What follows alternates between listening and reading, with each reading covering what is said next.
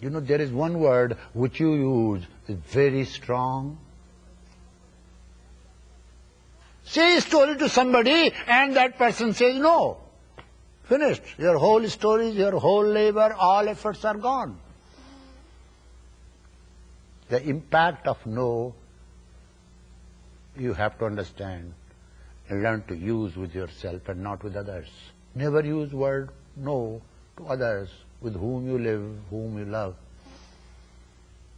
Learn to use that no for yourself. This will give you strength. No, I will not do this. Ramatirtha, a great sage, was very fond of apples. He writes, he could not, anywhere he found good apple and his palate used to run. You know, it became obsession for him. He used to think about apples all the time. Even if he was hungry, he wouldn't eat unless he saw good apple. His appetite was because of the apples. He would get an apple, so he would eat. He analyzed this, and one day he said, okay, my dear apple, I am going to set you right. So he kept apple. He would keep apple, clean it, wash it, cut it, put it in a plate, decorate it nicely, and would not eat it. In few days' time, that obsession was over. You will have to discipline yourself somehow or other. If you are prepared to discipline yourself, then there will be no problem. Because your buddhi is helping inside, telling you it's not good for you. For a diabetic patient, sugar is like poison. But I have seen diabetic patients being irresponsible, take more sugar. Like to steal sometimes sugar. They know it's injurious. Why? For lack of discipline.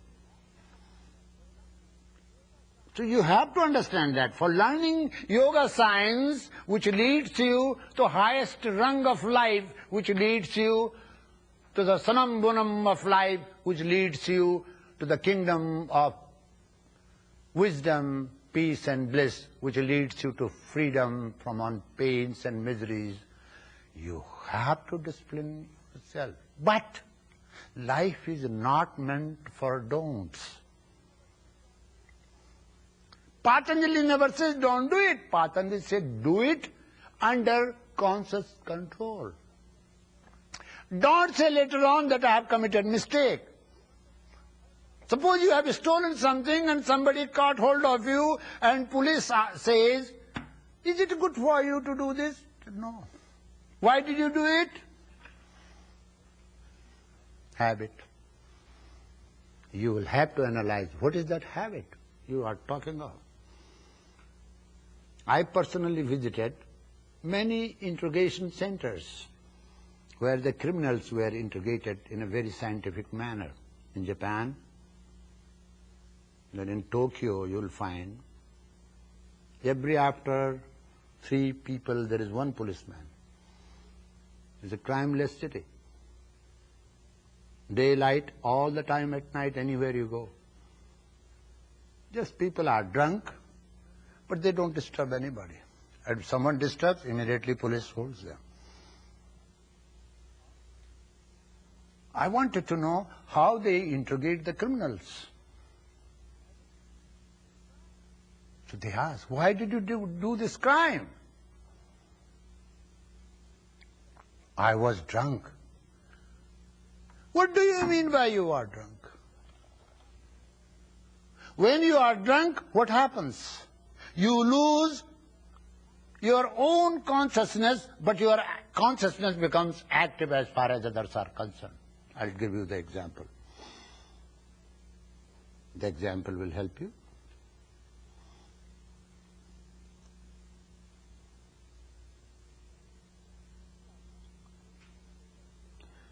You are drunk, and you don't know whether you are wearing clothes or not.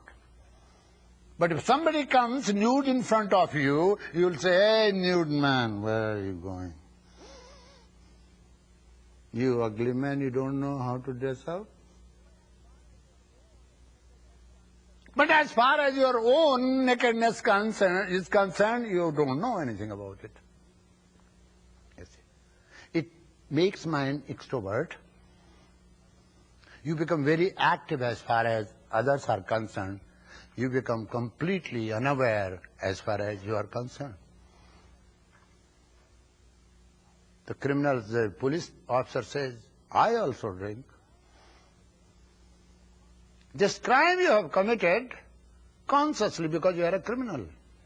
It's not under the influence of drinks you have done it. So somewhere you are suppressing something in your heart and mind, you see. And that suppression, you could not hit your mother and father because they support you in childhood. And you have that anger. And you are hiding that anger. Best of your part you express, the worst part you don't. The vast part of your personality remains submerged in the unconscious. So here you grow anger within you, and outside you smile. When your friend comes, you say, "Hello, how are you?" You're very polite. And people call you civilized, and you are highly educated and well-dressed. But inside you are holding anger. Now, when you get married to your wife, you get married to somebody, make her wife, make many promises. "Oh, I will be looking after you. You will be queen of my heart. You will be angel between sun and moon." You see, you make many, many things, and poor girl believes you. And then you get married to her. Get married to her. Now it's easy for you. She's the easy prey for you. So you let out your anger on her. It could be done by woman to man too. Don't think that I am tempering women only. It can be done both ways. And then he lets out all his anger on his wife because he could not let it out on his mother, his father, his friends. They will challenge him. If the woman is weak, she will accept it. First time she will accept it. He loves me. I don't know what has happened. Let me help him. He is an angry man. But that anger was not expressed fully, so next day he gets angry again. So woman becomes a little defensive. And third day she says, "Okay, if you behave this way, I will also create my defense mechanism."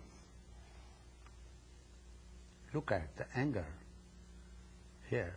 Prepare somebody to become defensive and shares that criminality to her.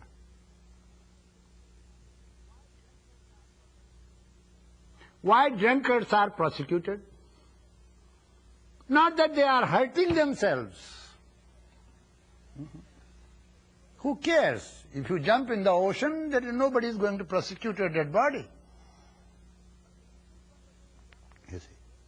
But if you pull somebody and jump with him, trying to kill him, that is considered crime. Both are crimes if you kill yourself or kill somebody. Under the influence of such intoxication, you forget yourself. The fourth sutra says, Vritisarupyam, etc. You are identifying yourself with your thoughts.